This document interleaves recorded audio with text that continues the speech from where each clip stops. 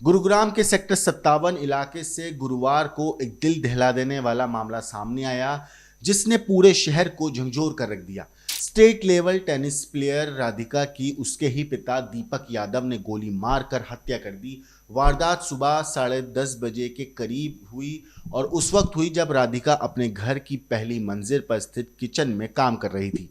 इस पूरी वारदात के बाद इस पूरे अपराध के पीछे की जो वजह है वो सामने आई है, वो इतनी ज़्यादा हैरान करने वाली है जितना कि खुद अपराध। दरअसल एफआईआर में साफ लिखा गया है कि आरोपी दीपक यादव ने खुद गुरुग्राम पुलिस के सामने गुनाह कबूल करते हुए कहा है कि इसे गांव के लोग बेटी की कमाई पर ताने देते थे। उसे ये कहते थे कि लड़की की कमाई खा रहा है।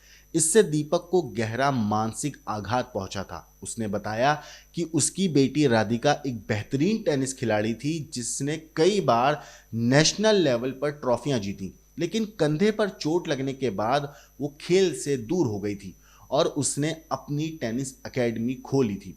इस पूरे मामले पर एफआईआर की कॉपी के मुताबिक दीपक यादव सिर्फ एकेडमी ही नहीं बल्कि राधिका की सोशल मीडिया पर रील्स बनाने की जो आदत है उससे भी नाराज था। उसे लगता था कि ये सब उसके परिवार की जो इज्जत है, जो उसके परिवार की जो एक मान है, सम्मान है, उसको नुकसान पहुंचा रहा है। जब उसने इस पूरे मामले पर, यानी कि जो पिता है दीपक, उसने जब इस मामले पर राधिका से बात करी और कहा कि एकेडमी बंद कर दे, तो राधिका ने मना कर दिया था। इसके बाद दीपक लगातार मानसिक तनाव में रहने लगा। एफआईआर में उसने बताया कि जब वो दूध लेने गांव वजीराबाद जाता था तो लोग राधिका की सोशल मीडिया उपस्थिति और एकेडमी को लेकर ताने मारते थे, जिससे उसे गुस्सा आता था। वारदात के दिन, जो ये पूरी वारदात जिस दिन हुई उस दिन सुबह के वक्त दीपक ने अपनी लाइसेंसी .32 बोर की रिवॉल्वर निकाली और जब राधिका रसोई में थी तो उसकी कमर के पीछे से 3 गोलियां दागी।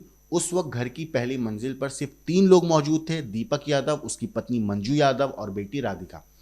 एफआईआर के अनुसार मंजू यादव बुखार की वजह से अपने कमरे में आराम कर रही थी जब ये पूरी वारदात हुई और ठीक उसी वक्त गोली चलने की आवाज सुनाई दी थी।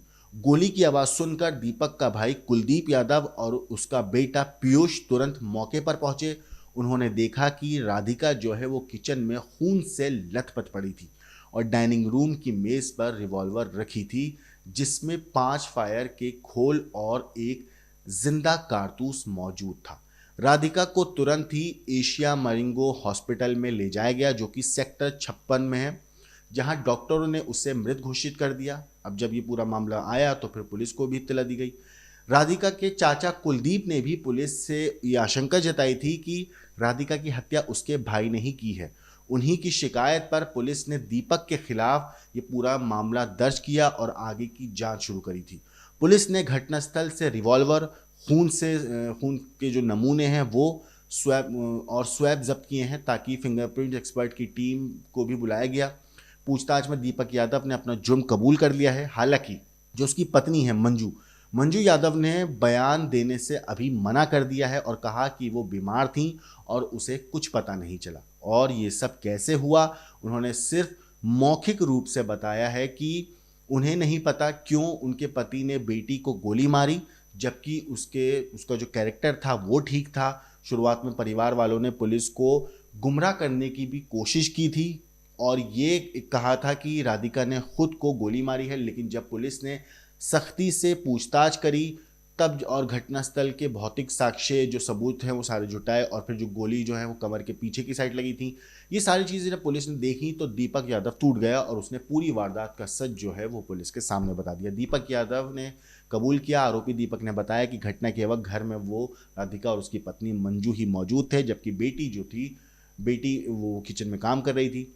बेटा जो है वो प्रॉपर्टी डीलर है, वो अपने ऑफिस गया हुआ था। पुलिस ने दीपक यादव के खिलाफ हत्या की धारा 103/1 बीएनएस और आर्म्स एक्ट की धारा 27(3)54(1959) के तहत केस दर्ज किया है। फिलहाल आरोपी हिरासत में है और राधिका की मौत की जांच जारी है।